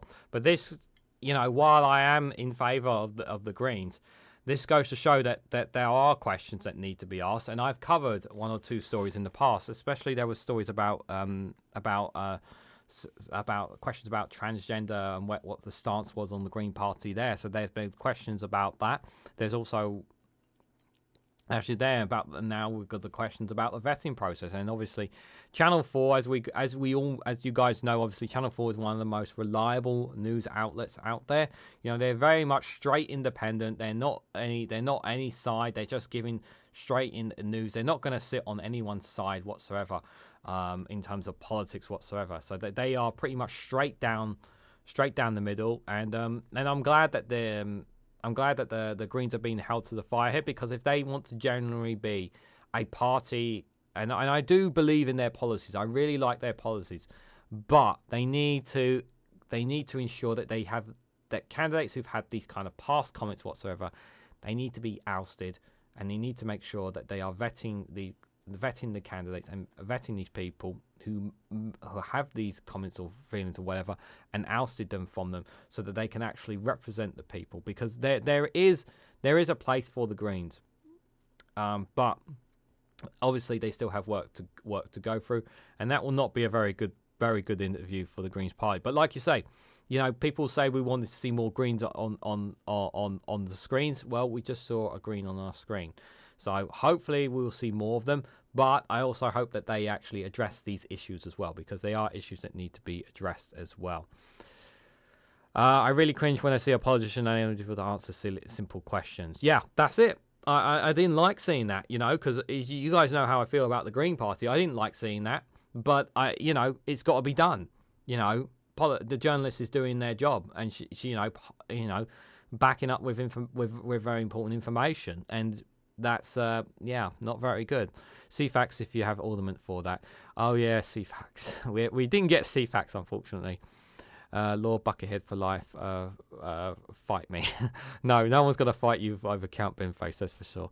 Binface is the man. Yeah, he's great. He actually does a lot. He actually does some good charity work as well. Count Binface, so deserves a lot of credit for he's not just obviously the candidate, but Angela Rayner's house, says Larry the Cat. Yes, of course, Angela Rayner's house. We leave the extolling of violence to the Tories, says Andrew Luke in subtext. Congo where? Yeah, where is Congo again? Greens, do you condemn Hamas, says Jeannie Bottle? I'm sure they have condemned Hamas. Blinking, you'll miss a very rare appearance of a Green politician on mainstream TV, says Larry the Cat. Yes. The presence of Sudan is a dirty plan in and of itself, says Jow, even when she spoke with chemical warfare. Yes, indeed, guys. So, I have one more video for you guys before we wrap things up. And it's a very important video. I've shown you guys this video not too long ago. But I think, given the context of what's happened with these local elections, given the state that the United Kingdom is in, it is only right that we make this very important appeal to the Conservative government. This is a message to the Conservative Party on behalf of the people of the United Kingdom. It's been 14 years. In that time, you have achieved great things. You've encouraged more people to become passionately engaged in politics, while ridding our streets of the real criminals. You've enabled water companies to fully prosper by cutting petty environmental red tape. And when your friends needed you most, you showed you would do anything for them. For all that, and more, we would just like to say, thank you. Since the very beginning, you saved us from the boring competency of serious people and brought personality back into politics. There are baked beans incoming. Introducing some incredible characters that we'll never forget, even if we try really hard to. It didn't need to be this way. We looked on as, over the years, you used plucky British ingenuity to cling onto power through thick and thin and really very thick. All the time demonstrating an unmistakably British sense of humour. We have never had it so good. Strong and stable leadership with me. So if this country is to change, then it can only be us who will deliver it. I did not lie to the House. Hilarious. Thank you. The historical burden of being a world-leading country was becoming too much, so you thoughtfully removed us from the global stage. Yet, you sought inspiration from international greats like China, Russia, and North Korea by supporting a healthy propaganda machine built on unwavering professionalism. With the terror man... It's all gone wrong. And even though you think climate change isn't really a threat, you've graciously shown commitment to the environment by reducing, reusing, and recycling. Thank you. In the past 14 years, you've saved our Victorian rail infrastructure and rescued it from unthinking modernization. You've reduced the crippling workload of UK farmers by importing more foreign meat. And you've laid the groundwork for a beneficial new American-style health system. Thank you. No one has supported the lectern industry like you. And with no fewer than 5 prime ministers, 7 chancellors, 8 foreign secretaries, 8 home secretaries, 8 health secretaries, 10 education secretaries, and 12 culture secretaries, you really have been the party of job opportunities.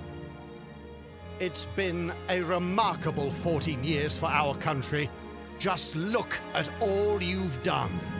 We can't even find the words to express our feelings for you. So, why not call a general election now and give the British people the chance to properly say, thank you.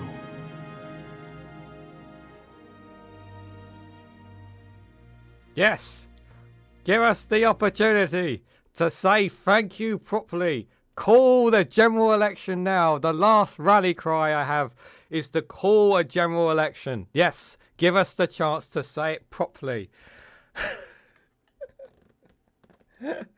What do you guys? It's one of my favourites, isn't it, guys? Yeah, Pingu really likes that one. He really likes that one, guys. Let us properly save. Yes, Shao. Thank you. Yeah, thank you. Yeah, thank you. Yeah.